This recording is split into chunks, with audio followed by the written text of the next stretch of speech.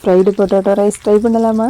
இந்த மாதிரி ரைஸு கூட உருளைக்கிழங்கு ஃப்ரை பண்ணி மசாலாலாம் போட்டு நல்லா மிக்ஸ் பண்ணி கூடவே ரைத்தா வச்சு சாப்பிட்டிங்கன்னா இந்த ரைஸுக்கு எந்த ரைஸுமே பக்கத்துக்கு வர முடியாதுங்க. அதுக்கு நான் கேரண்டி.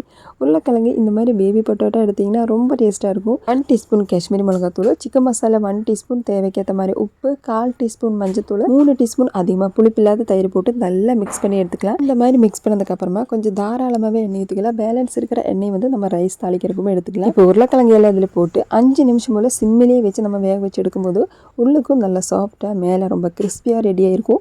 இந்த மாதிரி ரெடி ஆனதுக்கப்புறமா எண்ணெய் வந்து தனியாக மாற்றி எடுத்துக்கலாம். இந்த மாதிரி கத்தி வச்சு குத்தும் போது எவ்வளோ சாஃப்டாக வந்துருக்கு பார்த்தீங்களா? இந்த அளவுக்கு நம்ம ரெடி ஆகும்போது அது எண்ணெயிலே வேக வச்சு எடுக்கும்போது தான் ரொம்ப டேஸ்ட்டாக இருக்கும்.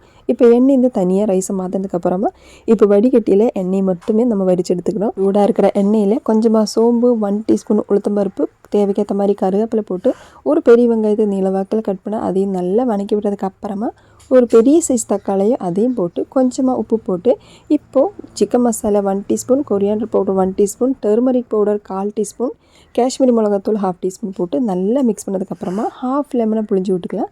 அது முழுசாக புளியில் கொஞ்சமாக தான் புழிஞ்சுருக்கணும். இப்போது நம்ம ரெடி பண்ணி வச்சுக்க உருளைக்கிழங்கு இதில் போட்டு சூடாக இருக்கிற சாதத்தை இதில் போட்டு மிக்ஸ் பண்ணி எடுத்து சாப்பிட்டிங்கன்னா இந்த ரைஸுக்கு எந்த ரைஸுமே பக்கத்துக்கு வர முடியாது. அந்த அளவுக்கு டேஸ்ட்டாக இருக்கும் இந்த ரைஸு. கண்டிப்பாக நீங்கள் ட்ரை பண்ணி பாருங்கள். ரைஸ் தாளிக்கும் போது நம்ம வடிகட்டியில் கொஞ்சம் மசாலா மாற்றி வச்சுருந்தோம் பார்த்தீங்களா? அதையுமே ஃபைனலாக நல்லா மிக்ஸ் பண்ணி இந்த ரைஸ் கூட எடுத்துருங்க. அதுதான் காணிக்கிறதுக்கு விட்டு போயிட்டு, ஆனால் அது ரொம்ப டேஸ்ட்டாக இருக்கும். நம்ம ஃபைனலாக மிக்ஸ் பண்ணும்போது அவ்வளோதாங்க, நம்ம ஃப்ரைடு பொட்டேட்டோ ரைஸ் ரெடி. கண்டிப்பாக எல்லாருமே இந்த மாதிரி ட்ரை பண்ணி பாருங்கள். லஞ்ச் பாக்ஸுக்கு மட்டும் கொடுத்து விட்டிங்கன்னா அதில் இந்த மாதிரி செஞ்சு லஞ்ச் பாக்ஸுக்கு கொடுத்து விட்டு மட்டும் பாருங்கள். அப்போ தெரியுங்க இதோட ரிசல்ட்டு.